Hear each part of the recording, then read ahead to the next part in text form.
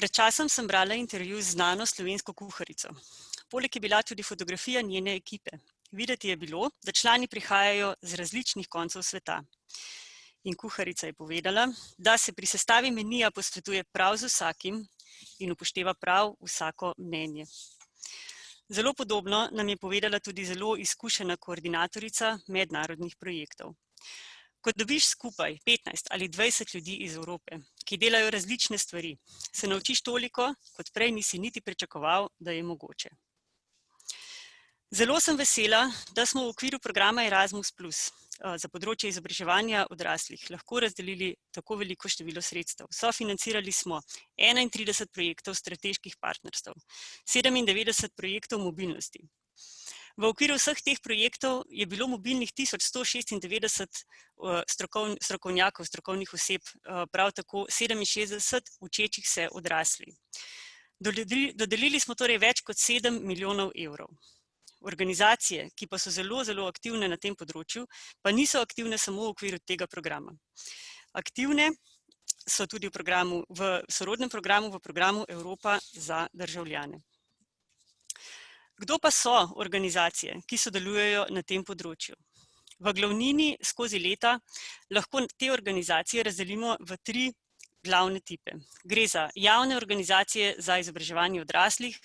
Na tem mestu se prepoznajo ljudske univerze, četudi se tako ne imenujejo nekatere več.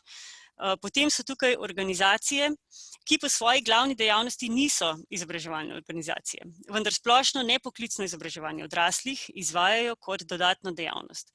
Te so knjižnice, muzeji, galerije, društva. Tudi to so organizacije, ki so predvsem v zadnjih letih postale zelo aktivne na našem področju. Potem pa so tukaj še organizacije, ki opravljajo različne svetovalne, raziskovalne, razvojne dejavnosti, skratka vse ostale dejavnosti, ki pa ravno tako zadevajo področje izobraževanja odraslih. Te organizacije so aktivne na različnih področjih. Evropsko združenje za izobraževanje odraslih namreč poudarja, da ima izobraževanje odraslih pomembno vlogo v družbi, saj vpliva na zdravje, blagostanje, aktivno državljanstvo in participacijo, družbeno povezanost, zaposljivost in trajnostni razvoj. In vse te tematike in še druge so naslavljali tudi naši projekti. Naši projekti so naslavljali zelo veliko, zelo pomembnih tematik. Profesionalni razvoj izobraževalcev odraslih, identifikacija, vrednotenje kompetenc, ki jih potrebuje izobraževalec odraslih. Pogledali so si vsebine za socialno vključenost, za integracijo ranljivih ciljnih skupin. Tukaj so se dotikali najpomembnejših in najbolj aktualnih dogodkov, ki so se dogajali v teh letih. V zadnjih letih opažamo čedalje več projektov, ki naslavljajo odrasle osebe s posebnimi potrebami in njihove družine. Prav tako postaja zelo pomembna tematika populacija starejših in z njimi povezane vsebine. Zelo smo veseli, zelo lepo pozdravljamo tudi tematiko varovanja okolja, ki se skozi različne segmente projektov, skozi različne vsebinske segmente čedalje bolj infiltrira v zelo veliko projektov. Potem prihaja na plano oziroma čedalje več projektov se ukvarja tudi z zaporniki, z brezposelnimi, z mlajšimi odraslimi, še z drugimi ranljivimi skupinami.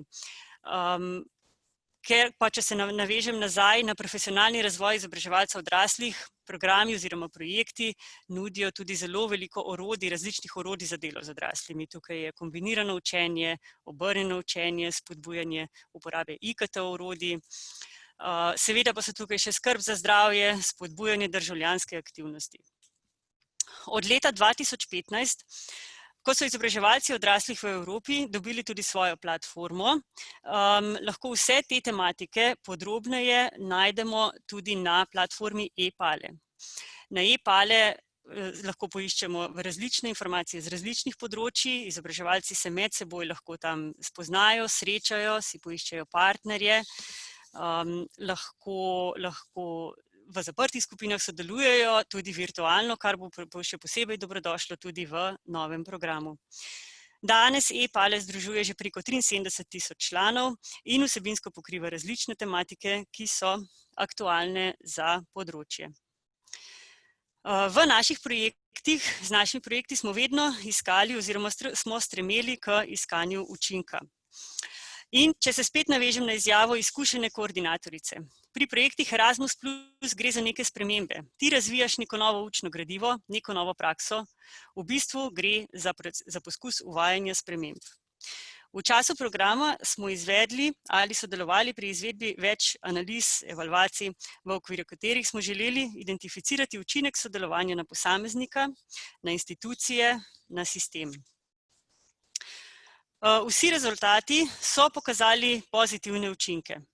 Pozitivne učinke tako na ravni posameznika, pridobivanje novega znanja, socialne, jezikovne, kulturne kompetence, praktične spretnosti. Na ravni institucije se je kot zelo pozitivno izkazala uporaba novih učnih pripomočkov gradiv, seznanjenost z novimi oblikami in metodami poučevanja, uporabe raznolikih oblik metode poučevanja, usposabljanje v tujih jezikih, poznavanje tujih sistemov. Projekti so vplivali na motiviranost izobraževalcev za uvajanje sprememb in novosti v poučevanje. Raziskali pa smo tudi pozitivne učinke na ravni sistema. Ravno tako inovacije in razširjanje dobrih praks znotraj Slovenije, pospeševanje kakovostnih izboljšav in nasplošno dvig kakovosti učenja in poučevanja. Večkrat danes je že bila omenjena internacionalizacija sistema, sodelovanje različnih deležnikov, promocija zavedanja o pomenu učenja, na tem področju seveda govorimo o pomenu vseživljenjskega učenja. Projekti oziroma program nudi tudi podporo nacionalnim politikam, izobraževanju odraslih in pa gre tudi za razširjanje dobrih praks v Evropi in boljšo uporabo orodij za preglednost in priznavanje. In vseh teh pozitivnih učinkov, ki jih zelo uspešno predajajo tudi učečim se odraslim, je deležnih v Sloveniji že preko 80 organizacij, ki so doslej že sodelovale v programu Erasmus Plus.